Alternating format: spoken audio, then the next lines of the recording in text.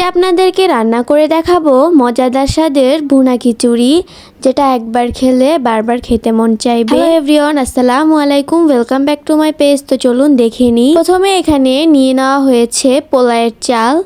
এখানে পরিমাণ মতো পোলাওয়ের চাল নিয়ে নেওয়া হয়েছে, তার মধ্যে দিয়ে দেওয়া হয়েছে ডাল 2 রকমের। এখন ডালগুলোকে ভালো মতো মিশিয়ে নিতে হবে।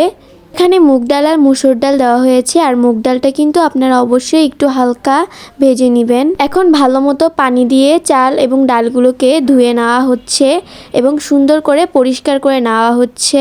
আপনারা কারা কারা ভুনা খিচুড়ি খেতে পছন্দ করেন তারা একটা করে ভিডিওতে কমেন্ট করে যাবেন। ভুনা খিচুড়ি আমার অনেক বেশি ফেভারিট। এখন এর মধ্যে দেওয়ার জন্য নিয়ে নেওয়া হয়েছে গাজর এবং পেঁয়াজ পাতা। গাজর এবং পেঁয়াজ পাতাটাকে কেটে নেওয়া হয়েছে, গাজরগুলাকে কুচি কুচি করে কেটে নেওয়া হয়েছে।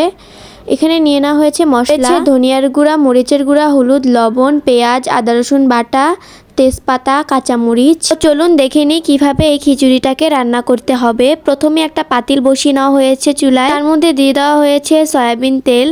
তেলটাকে দেওয়ার পর তেলটাকে কিছুক্ষণ বসিয়ে রেখে গরম হয়ে গেলে এর মধ্যে দিয়ে দেওয়া হয়েছে পেঁয়াজ কুচি। পেঁয়াজ কুচিটাকে দিয়ে ভালো মতো ভেজে নিতে হবে। পেঁয়াজটা হালকা বাদামি রঙের হয়ে আসলে এর মধ্যে দিয়ে দিতে হবে আদা রসুন বাটা, তারপর দিয়ে দিতে হবে তেজপাতা, তারপর আবারও ভালো মতো নেড়েচেড়ে মিশিয়ে নিতে হবে।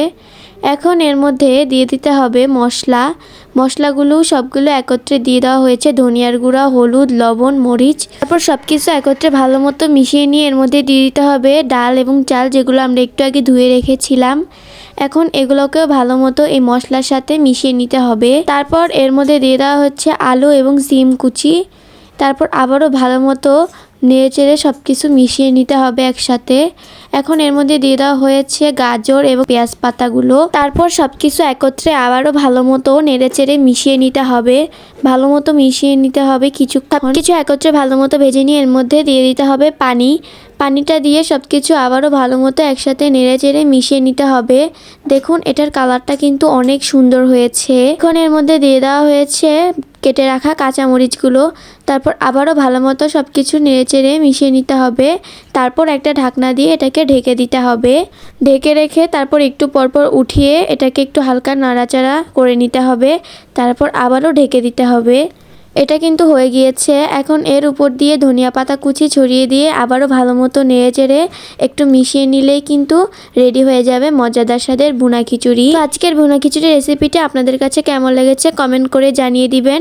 আর ভালো লাগলে লাইক কমেন্ট শেয়ার করে পেজটি ফলো দিবেন এবং অবশ্যই বাসায় ট্রাই করবেন। এটা কিন্তু খেতে অনেক মজা হয়, আপনারা ট্রাই করে দেখতে পারেন। তো আজকের মতো এখানেই বিদায় নিচ্ছি। সবাই ভালো থাকবেন, সুস্থ থাকবেন। আসসালামু আলাইকুম, আল্লাহ হাফেজ।